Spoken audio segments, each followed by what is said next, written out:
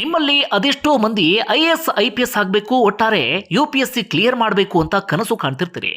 UPSC clear ಮಾಡೋದಕ್ಕೆ ಸರಿಯಾದ ಟೈಮ್ಗೆ ಸರಿಯಾದ ರೀತಿಯ ಕೋಚಿಂಗ್ ಸಿಗಬೇಕು. ಹೀಗಾಗಿ ಉತ್ತಮ ಮಾರ್ಗದರ್ಶನ ನೀಡೋಕೆ ಜನ ಮೆಚ್ಚಿದ IAS ಜ್ಞಾನಿ ಸಂಸ್ಥೆ ರೆಡಿಯಾಗಿದೆ. ಪ್ರಮುಖವಾಗಿ ಪ್ರಿಲಿಮ್ಸ್ ಎಲಿಮಿನೇಷನ್ ಟೆಕ್ನಿಕ್ಸ್ ಮತ್ತು ಮೇನ್ಸ್ ಮೆಂಟಲ್ ಆನ್ಸರ್ ರೈಟಿಂಗ್ ನಲ್ಲಿ ನಿಮ್ಮನ್ನ ಸದೃಢಗೊಳಿಸ್ತಾರೆ. ಒಳ್ಳೆ ಹೆಸರು ಮಾಡ್ತಿರುವಂತಹ ಸಂಸ್ಥೆ ಇದು. ಈಗಲೇ ಈ ವಿಳಾಸದ ಮೂಲಕ ಅವರನ್ನ ಭೇಟಿಯಾಗಬಹುದು ಅಥವಾ ಈ ಕೆಳಗಿನ ನಂಬರ್ಗೆ ಕಾಲ್ ಮಾಡಬಹುದು. ಬಂಧುಗಳೇ ನಮಸ್ಕಾರ, ಹೇಗಿದ್ರೆ ನೀವೆಲ್ಲರೂ? ನಾನು ಸುಬ್ರಹ್ಮಣ್ಯ ಎಸ್ ಹಂಡಿಗೆ. ಬಂಧುಗಳೇ, ನಮ್ಮ ಜೀವನನೇ ಹಾಗೆ. ಒಮ್ಮೊಮ್ಮೆ ಅದೆಷ್ಟೇ ಪ್ರಯತ್ನ ಪಟ್ಟರೂ ಅವಕಾಶ ಸಿಗಲ್ಲ. ಇನ್ನೊಮ್ಮೆ ಅವಕಾಶ ಸಿಕ್ಕರೂ ಕೂಡ ಆ ಟೈಮ್ನಲ್ಲಿ ನಮ್ಮ ದುರಾದೃಷ್ಟಕ್ಕೆ ನಮಗೆ ಬಳಸ್ಕೊಳ್ಳೋಕೆ ಆಗಲ್ಲ. ಮಗದೊಮ್ಮೆ ನಮ್ಮ ಅವಕಾಶವನ್ನು ಇನ್ಯಾರಿಗೋಸ್ಕರವೋ ತ್ಯಾಗ ಮಾಡಬೇಕಾದ ಪರಿಸ್ಥಿತಿ ಎದುರಾಗುತ್ತೆ. ಆದರೆ ಎಲ್ಲ ಸಂದರ್ಭದಲ್ಲೂ ಕೂಡ ನಮಗಿರಬೇಕಾಗಿದ್ದು ನಮ್ಮ ಮೇಲೆ ನಮಗೆ ನಂಬಿಕೆ, ವಿಪರೀತವಾದಂಥ ತಾಳ್ಮೆ, ಅದರ ಜೊತೆಗೆ ನಿರಂತರವಾಗಿ ಶ್ರಮ ಹಾಕ್ತಾನೆ ಇರಬೇಕು. ಹಾಗಿದ್ದಾಗ ಮಾತ್ರ ಅದು ಯಾವುದೇ ಕ್ಷೇತ್ರ ಆಗಿರಬಹುದು, ಒಂದಲ್ಲ ಒಂದು ದಿನ ನನ್ನದು ಎನ್ನುವಂಥ ಟೈಮ್ ಬಂದೇ ಬರುತ್ತೆ. ಈ ಮಾತನ್ನು ಹೇಳೋದಕ್ಕೆ ಕಾರಣ ಸಂಜು ಸ್ಯಾಮ್ಸನ್. ಬಂಧುಗಳೇ, ಸಂಜು ಸ್ಯಾಮ್ಸನ್ ನಿನ್ನೆಯ ಆಟವನ್ನು ಪ್ರತಿಯೊಬ್ಬರು ಕೂಡ ಹಾಡಿ ಹೊಗಳುತ್ತಾ ಇದ್ದಾರೆ. ಆದರೆ ಇದೇ ಸಂಜು ಸ್ಯಾಮ್ಸನ್ ವಿಚಾರದಲ್ಲಿ ಏನೆಲ್ಲ ಆಗಿತ್ತು ಅನ್ನೋದು ನಿಮ್ಮೆಲ್ಲರಿಗೂ ಕೂಡ ಗೊತ್ತೇ ಇದೆ. ಇತ್ತೀಚೆಗೆ ಕ್ರಿಕೆಟ್ನಲ್ಲಿ ಅತಿ ಹೆಚ್ಚು ಟ್ರೋಲ್ಗೆ ಒಳಗಾದ, ಹೀಗಳಿಕೆಗೆ ಒಳಗಾದ, ಅವಮಾನಕ್ಕೆ ಒಳಗಾದಂಥ ಜೊತೆಗೆ ಅವಕಾಶ ಸಿಗಬೇಕು ಎನ್ನುವ ರೀತಿಯಲ್ಲಿ ಒಂದಷ್ಟು ಮಂದಿ ಒತ್ತಾಯಿಸಿದಂಥ ಆಟಗಾರನೂ ಕೂಡ ಇದೇ ಸಂಜು ಸ್ಯಾಮ್ಸನ್. ಅಂದರೆ ಎರಡೂ ಆಗಿತ್ತು ಸಂಜು ಸ್ಯಾಮ್ಸನ್ ವಿಚಾರದಲ್ಲಿ.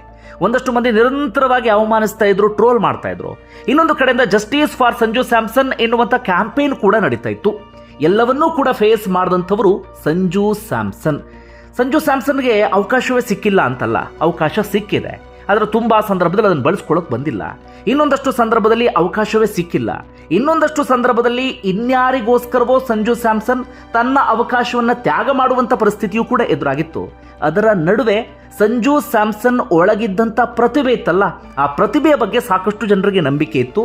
ಆ ಪ್ರತಿಭೆ ಸರಿಯಾದ ಸಂದರ್ಭದಲ್ಲಿ ಪೂರ್ಣ ಪ್ರಮಾಣದಲ್ಲಿ ನಿನ್ನೆ ಹೊರಬಂದಿದೆ ಅಂದರೂ ಕೂಡ ತಪ್ಪಾಗಲಿಕ್ಕಿಲ್ಲ. ಒಂದು ರೀತಿಯಲ್ಲಿ ನಮ್ಮಲ್ಲಿ ಸಾಕಷ್ಟು ಮಂದಿಯ ಬದುಕಿಗೂ ಕೂಡ ಒಂದು ರೀತಿಯಲ್ಲಿ ಸಂಜು ಸ್ಯಾಮ್ಸನ್ ಬದುಕು ಸ್ಫೂರ್ತಿ ಅಂದರೂ ಕೂಡ ತಪ್ಪಾಗಲಿಕ್ಕಿಲ್ಲ. ಅದಕ್ಕೆ ಸಂಬಂಧಪಟ್ಟದ್ದು ಒಂದಷ್ಟು ಇಂಟ್ರೆಸ್ಟಿಂಗ್ ಡೀಟೇಲ್ಸನ್ನು ಗಮನಿಸ್ತಾ ಹೋಗೋಣ. ಬಂಧುಗಳೇ, ಮೊದಲಿಗೆ ನಿನ್ನೆಯ ಮ್ಯಾಚನ್ನು ಗಮನಿಸೋಣ. ವೆಸ್ಟ್ ಇಂಡೀಸ್ ಹಾಗೆ ಭಾರತ ನಡುವಿನ ಪಂದ್ಯ. ಸೆಮೀಸ್ಗೆ ಎಂಟ್ರಿ ಕೊಡೋದಕ್ಕೆ ಬಹಳ ಮುಖ್ಯವಾದಂಥ ಪಂದ್ಯ. ಮಾಡು ಇಲ್ಲವೇ ಮಡಿ ಎನ್ನುವ ರೀತಿಯಲ್ಲಿ ಕರೆಸ್ಕೊಳ್ತಾ ಇತ್ತು. ಯಾರೇ ಸೋತಿದ್ರೂ ಕೂಡ ಹೊರ ಬೀಳುವಂಥ ಆತಂಕ ಸಹಜವಾಗಿ ಇತ್ತು. ಭಾರತ ತಂಡ ಹಿಂದೆ ಒಂದಷ್ಟು ಅವಕಾಶಗಳನ್ನು ಕೈಚೆಲ್ಲಿ ಅಂಥದ್ದೊಂದು ಪರಿಸ್ಥಿತಿ ನಿರ್ಮಾಣ ಮಾಡ್ಕೊಂಡು ಬಿಟ್ಟಿತ್ತು.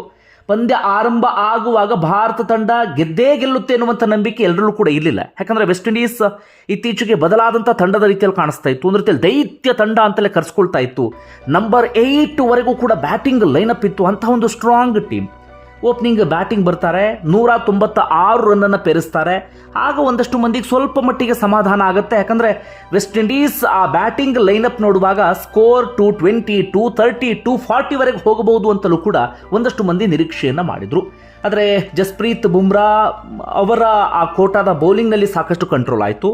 ಹಾಗೆ ಮಧ್ಯದಲ್ಲಿ ಒಂದಷ್ಟು ಏರಿಳಿತಗಳೆಲ್ಲವೂ ಕೂಡ ಆದಂಥ ಕಾರಣಕ್ಕಾಗಿ ವೆಸ್ಟ್ ಇಂಡೀಸ್ 196 ರನ್ಗೆ ಸೀಮಿತ ಆಯಿತು.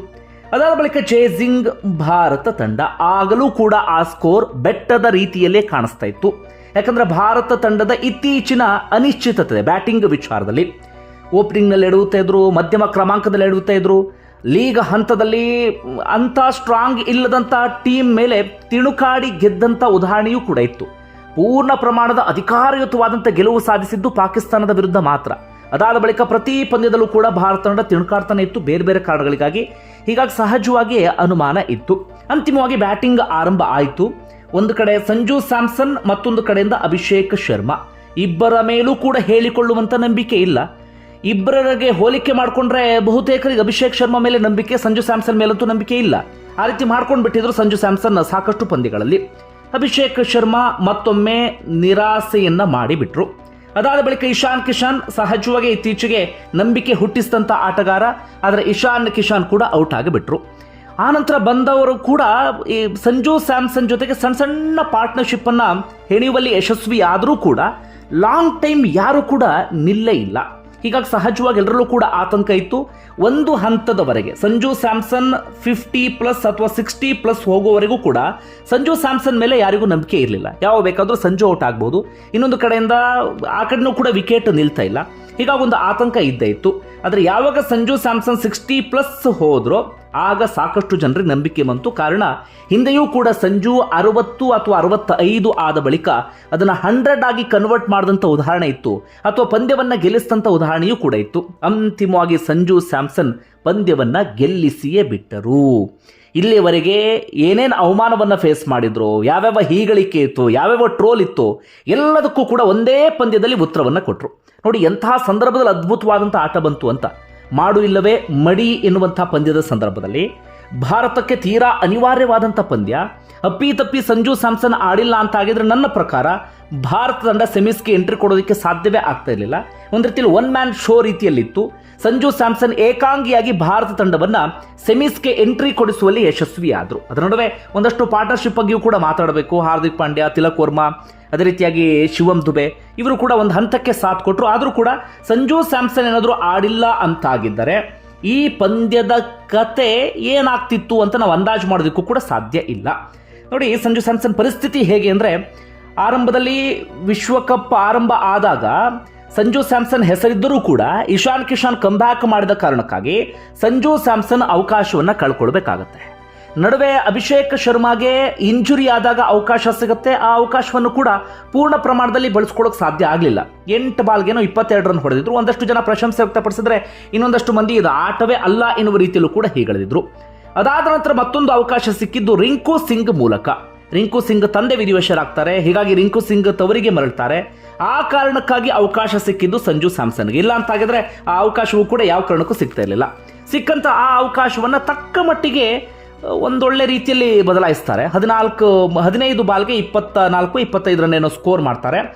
ಆ ಒಂದು ಆಟದ ವೇಗ ಇತ್ತಲ್ಲ ಅದು ಸಹಜವಾಗಿ ಗಮನ ಸೆಳೆಯುತ್ತೆ. ಸಾಕಷ್ಟು ಮಂದಿ ಹೇಳಿದ್ರು ಇನ್ನೊಂದು ಅವಕಾಶ ಸಂಜು ಸ್ಯಾಮ್ಸನ್ಗೆ ಸಿಗಬೇಕು ಅಂತ ಹೇಳಿ. ಆ ಪ್ರಕಾರವಾಗಿ ಸಿಕ್ಕಂತ ಇನ್ನೊಂದು ಅವಕಾಶ ಬೇಕಾದ ಸಂದರ್ಭ, ಅದು ವೆಸ್ಟ್ ಇಂಡೀಸ್ ವಿರುದ್ಧ. ಅದನ್ನು ಒಂದೊಳ್ಳೆ ಸ್ಕೋರ್ ಆಗಿ ಕನ್ವರ್ಟ್ ಮಾಡುವಲ್ಲಿ ಸಂಜು ಯಶಸ್ವಿ ಆದರು. ಯಾರು ಸಂಜು ಸ್ಯಾಮ್ಸನ್ ಅಂತ ಸಣ್ಣದಾಗಿ ಹಿನ್ನೆಲೆ ನೋಡೋದಾದ್ರೆ, ಸಂಜು ಸ್ಯಾಮ್ಸನ್ ಮೂಲತಃ ಕೇರಳದ ವಿಳಿಂಜಮ್ ಎನ್ನುವಂಥ ಪ್ರದೇಶದವರು. ಆದರೆ ಅವರು ಬೆಳೆದಿದ್ದೆಲ್ಲವೂ ಕೂಡ ದೆಹಲಿಯಲ್ಲಿ. ಅವರ ತಂದೆ ಕಾನ್ಸ್ಟೇಬಲ್ ಆಗಿ ದೆಹಲಿಯಲ್ಲಿ ಕೆಲಸವನ್ನು ಮಾಡ್ತಾ ಇದ್ರು. ಅವರು ಫುಟ್ಬಾಲ್ ಪ್ಲೇಯರ್ ಕೂಡ ಹೌದು. ಮಗನನ್ನ ಕ್ರಿಕೆಟರ್ ಮಾಡಬೇಕು ಅಂತ ಕನಸನ್ನು ಕಂಡಂಥವರು. ಅವರು ದೆಹಲಿಯಲ್ಲಿ ಇದ್ದಂಥ ಸಂದರ್ಭದಲ್ಲೇ ಸಂಜು ಸ್ಯಾಮ್ಸನ್ ಕ್ರಿಕೆಟ್ ಕೋಚಿಂಗ್ ಎಲ್ಲವನ್ನೂ ಕೂಡ ಪಡೆದುಕೊಳ್ತಾರೆ. ಅದಾದ ಬಳಿಕ ಅವಕಾಶವನ್ನು ಅಲ್ಲೂ ಕೂಡ ಅರಿಸ್ತಾರೆ. ಡೆಲ್ಲಿ ಅಂಡರ್ 13ನಲ್ಲಿ ಅವಕಾಶ ಸಿಗಲಿಲ್ಲ ಎನ್ನುವ ಕಾರಣಕ್ಕಾಗಿ ಅವರ ತಂದೆ ಮಗನಿಗೆ ಅವಕಾಶವನ್ನು ಕೊಡಿಸಬೇಕು, ಇಲ್ಲಿ ವಿಪರೀತ ಕಾಂಪಿಟೇಷನ್ ಇದೆ ಎನ್ನುವಂಥ ಒಂದೇ ಒಂದು ಕಾರಣಕ್ಕಾಗಿ ತಮ್ಮ ಪೊಲೀಸ್ ಹುದ್ದೆಗೆ ರಾಜೀನಾಮೆಯನ್ನು ಕೊಟ್ಟು ಮಗನನ್ನು ಕೇರಳಕ್ಕೆ ಕರ್ಕೊಂಡು ಬರ್ತಾರೆ. ಅಂದರೆ ಇಡೀ ಕುಟುಂಬವನ್ನು ಕೇರಳಕ್ಕೆ ಕರ್ಕೊಂಡು ಬರ್ತಾರೆ. ಅದಾದ ಬಳಿಕ ಮತ್ತೆ ಸಂಜು ಸ್ಯಾಮ್ಸನ್ ಕೇರಳದಲ್ಲಿ ಕ್ರಿಕೆಟ್ ಜರ್ನಿ ಆರಂಭ ಆಗುತ್ತೆ. ಅಲ್ಲಿ ಜೂನಿಯರ್ ಕ್ರಿಕೆಟ್ನಲ್ಲಿ ರನ್ ಮಳೆಯನ್ನೇ ಹರಿಸ್ತಾರೆ. ಹೀಗಾಗಿ 16ನೇ ವಯಸ್ಸಿಗೆ ರಣಜಿಗೆ ಎಂಟ್ರಿ ಕೊಟ್ಟು ಬಿಡ್ತಾರೆ. ಅಲ್ಲೂ ಕೂಡ ಸಾಕಷ್ಟು ಏರಿಳಿತ ಎಲ್ಲವೂ ಕೂಡ ಇತ್ತು. ಅದಾದ ಬಳಿಕ ಸಂಜುಗೆ ಸಿಕ್ಕಂತ ಒಂದು ಅದ್ಭುತ ಅವಕಾಶ ಅಂದರೆ 2013 ರಾಹುಲ್ ದ್ರಾವಿಡ್ ಮಾರ್ಗದರ್ಶನದಲ್ಲಿ IPLಗೆ ಎಂಟ್ರಿ ಕೊಡ್ತಾರೆ ರಾಜಸ್ಥಾನ್ ರಾಯಲ್ಸ್ ಮೂಲಕ. ಸೊಗಸಾದಂಥ ಬ್ಯಾಟಿಂಗ್ ಶೈಲಿ, 6 ಹೊಡೆಯುವಂಥ ಸಾಮರ್ಥ್ಯ, ಆ ಬ್ಯಾಟಿಂಗ್ ಟೆಕ್ನಿಕ್ ಇತ್ತಲ್ಲ ಅದು ಸಹಜವಾಗಿ ಎಲ್ಲರ ಗಮನವನ್ನು ಸೆಳೆಯುತ್ತೆ. ಆ ಕಾರಣಕ್ಕಾಗಿ ಬೇಗ ಇಂಡಿಯಾ ಟೀಮ್ಗೂ ಕೂಡ ಎಂಟ್ರಿ ಕೊಟ್ಟು ಬಿಡ್ತಾರೆ. ಅಲ್ಲಿ ವಿಪರೀತ ಸ್ಕೋರ್ ಮಾಡಿದ್ರು ಎನ್ನುವ ಕಾರಣಕ್ಕಾಗಿ ಅಲ್ಲ, ಆದರೆ ಆ ಬ್ಯಾಟಿಂಗ್ನಲ್ಲಿ ಇದ್ದಂಥ ಪ್ರತಿಭೆ ಇತ್ತಲ್ಲ ಅಥವಾ ಬ್ಯಾಟಿಂಗ್ ಟೆಕ್ನಿಕ್ ಇತ್ತಲ್ಲ ಅದು ಸಹಜವಾಗಿ ಇಂಡಿಯಾ ಟೀಮ್ ಕಡೆಗೂ ಕೂಡ ಅವ್ರನ್ನ ಎಳ್ಕೊಂಡು ಬರುತ್ತೆ. ಮೊದಲು ಅವರಿಗೆ ಅವಕಾಶ ಸಿಕ್ಕಿದ್ದು 2014 ಇಂಗ್ಲೆಂಡ್ ಟೂರ್ಗೆ. ಆದರೆ 17 ಮ್ಯಾನ್ ಸ್ಕ್ವಾಡ್ನಲ್ಲಿ ಇದ್ರು, ಪ್ಲೇಯಿಂಗ್ 11ಗೆ ಬರೋದಕ್ಕೆ ಅವಕಾಶವೇ ಸಿಗಲಿಲ್ಲ. ಅಂತಿಮವಾಗಿ ಡೆಬ್ಯೂ ಅಂತಾಗಿದ್ದು ಜಿಂಬಾಬ್ವೆ ವಿರುದ್ಧ 2015ರಲ್ಲಿ. ಆಗಲೂ ಏನೋ ಹೇಳ್ಕೊಳ್ಳುವಂಥ ಆಟ ಅಂಥದ್ದೇನೂ ಕೂಡ ಬರಲಿಲ್ಲ. ಅದಾದ ನಂತರ ಹೆಚ್ಚು ಕಡಿಮೆ 4 ವರ್ಷದ ಬಳಿಕ 2019ರಲ್ಲಿ ಅವರಿಗೆ ಅವಕಾಶ ಸಿಗುತ್ತೆ. ಅಂಬಟಿ ರಾಯುಡು ಗಾಯಗೊಂಡಾಗ ರಿಪ್ಲೇಸ್ಮೆಂಟ್ ಎನ್ನುವ ರೀತಿಯಲ್ಲಿ. ಅದಾದ ನಂತರ ಸಿಕ್ಕಂಥ ಅವಕಾಶಗಳು ಹಾಗೆ ಇತ್ತು. ಅವರಿಗೆ ಯಾರಾದರೂ ಗಾಯಗೊಂಡಾಗ ರಿಪ್ಲೇಸ್ಮೆಂಟ್ ಎನ್ನುವ ರೀತಿಯಲ್ಲಿ ಸಂಜು ಸ್ಯಾಮ್ಸನ್ ಆಡಿಸ್ತಾ ಇದ್ರು. ಒಮ್ಮೊಮ್ಮೆ ಪ್ಲೇಯಿಂಗ್ 11ಗೆ ಬರ್ತಾ ಇರಲಿಲ್ಲ. ಅವಕಾಶ ಸಿಕ್ಕರೂ ಕೂಡ ಸಂಜು ಸ್ಯಾಮ್ಸನ್ ಆ ಅವಕಾಶವನ್ನು ದೊಡ್ಡದಾಗಿ ಕನ್ವರ್ಟ್ ಮಾಡೋದಕ್ಕೆ ಆಗ್ತಾ ಇರಲಿಲ್ಲ. ಇನ್ನೊಂದು ಕಡೆಯಿಂದ ವಿಕೆಟ್ ಕೀಪರ್ ಆಗಿ MS ಧೋನಿ ಇದ್ದಂಥ ಕಾರಣಕ್ಕಾಗಿ ಇನ್ನೊಬ್ಬರ ಬಗ್ಗೆ ಯೋಚನೆ ಮಾಡುವಂಥ ಸ್ಥಿತಿಯಲ್ಲೇ ಇಂಡಿಯಾ ಟೀಮ್ ಇರಲಿಲ್ಲ. ಜೊತೆಗೆ ವಿಕೆಟ್ ಕೀಪಿಂಗು ಕೂಡ ವಿಪರೀತವಾದಂಥ ಕಾಂಪಿಟೇಷನ್ ಇತ್ತು. ಅದರ ನಡುವೆಯೂ ಕೂಡ 2022-23 ಸಾಲಿನಲ್ಲಿ ಒನ್ ಡೇನಲ್ಲಿ ಅವಕಾಶ ಸಿಕ್ತು. 50+ ಸರಾಸರಿ ಇತ್ತು. ಆದರೆ ಏಕದಿನದಲ್ಲೂ ಕೂಡ ವಿಪರೀತ ಕಾಂಪಿಟೇಷನ್ ಇದ್ದ ಕಾರಣಕ್ಕಾಗಿ ಸಂಜು ಸ್ಯಾಮ್ಸನ್ ಅಲ್ಲಿ ಕಂಟಿನ್ಯೂ ಮಾಡೋದಕ್ಕೆ ಸಾಧ್ಯ ಆಗಲಿಲ್ಲ. ಅದಾದ ನಂತರ ಸಂಜು ಬದುಕು ತಕ್ಕ ಮಟ್ಟಿಗೆ ಇಂಡಿಯಾ ಟೀಮ್ನಲ್ಲಿ ಬದಲಾಗಿದ್ದು ಯಾವಾಗ ಅಂದರೆ IPL ನಲ್ಲಿ ಅಷ್ಟೊತ್ತಿಗಾಗಲೇ ರನ್ ಮಳೆಯನ್ನು ಹರಿಸ್ತಾ ಇದ್ರು.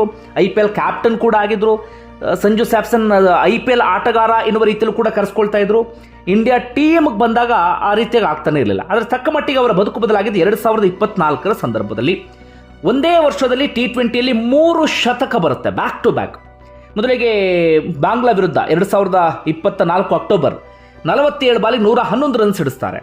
ಅದಾದ ಬಳಿಕ 2024 ನವೆಂಬರ್ ಸೌತ್ ಆಫ್ರಿಕಾ ವಿರುದ್ಧ 50 ಬಾಲಿಗೆ 107, ಮತ್ತದೇ ಸೌತ್ ಆಫ್ರಿಕಾ ವಿರುದ್ಧ 56 ಬಾಲಿಗೆ 109, ಬ್ಯಾಕ್ ಟು ಬ್ಯಾಕ್ 3 ಶತಕಗಳನ್ನು ಸಿಡಿಸ್ತಾರೆ. ಆದರೆ ಅದಾದ ನಂತರ ಸಿಕ್ಕಂಥ ಅವಕಾಶಗಳನ್ನು ದೊಡ್ಡ ರೀತಿಯಲ್ಲಿ ಅವರಿಗೆ ಕನ್ವರ್ಟ್ ಮಾಡೋದಕ್ಕೆ ಸಾಧ್ಯ ಆಗಲಿಲ್ಲ. ಅಂದರೆ ಆರಂಭ ಚೆನ್ನಾಗಿ ಬರ್ತಾ ಇತ್ತು, ಆರಂಭದಲ್ಲಿ 1 6 4 ಈ ರೀತಿಯಾಗಿ. ಆದರೆ ಅದನ್ನು ದೊಡ್ಡದಾಗಿ ಕನ್ವರ್ಟ್ ಮಾಡೋದಕ್ಕೆ ಸಂಜು ಸ್ಯಾಮ್ಸನ್ಗೆ ಸಾಧ್ಯನೇ ಆಗ್ತಾ ಇರಲಿಲ್ಲ. ಅದರ ನಡುವೆ ಅವರ ಸ್ಥಾನದಲ್ಲಿ ಸಾಕಷ್ಟು ಏರಿಳಿತೆಲ್ಲವೂ ಕೂಡ ಆಯಿತು.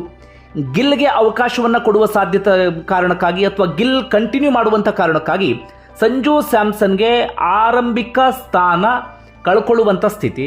ಅದಾದ ಬಳಿಕ ಒಮ್ಮೊಮ್ಮೆ ನಂಬರ್ 3, ಒಮ್ಮೊಮ್ಮೆ ಫಿನಿಷರ್ ಆಗಿ, ಒಮ್ಮೊಮ್ಮೆ ಇನ್ನೂ ಡೌನ್ ಆರ್ಡ್ರಲ್ಲಿ ಈ ರೀತಿಯಾಗಿ ಸಂಜು ಬ್ಯಾಟಿಂಗ್ ಬರುವಂಥ ಪರಿಸ್ಥಿತಿ ಎದುರಾಗಿಬಿಡುತ್ತೆ. ಒಮ್ಮೆ ಸ್ವತಃ ಸಂಜು ಸ್ಯಾಮ್ಸನ್ನೇ ಪರೋಕ್ಷವಾಗಿ ಅದಕ್ಕೆ ಸಂಬಂಧಪಟ್ಟಾಗ ಅಸಮಾಧಾನವನ್ನು ಕೂಡ ವ್ಯಕ್ತಪಡಿಸ್ಬಿಟ್ಟಿದ್ರು. ಒಟ್ಟಾರೆಯಾಗಿ ಏನೇನೋ ಏರಿಳಿತಗಳು ಸಂಜು ಬದುಕಿನಲ್ಲಿ ಆಗ್ತಾನೆ ಇತ್ತು.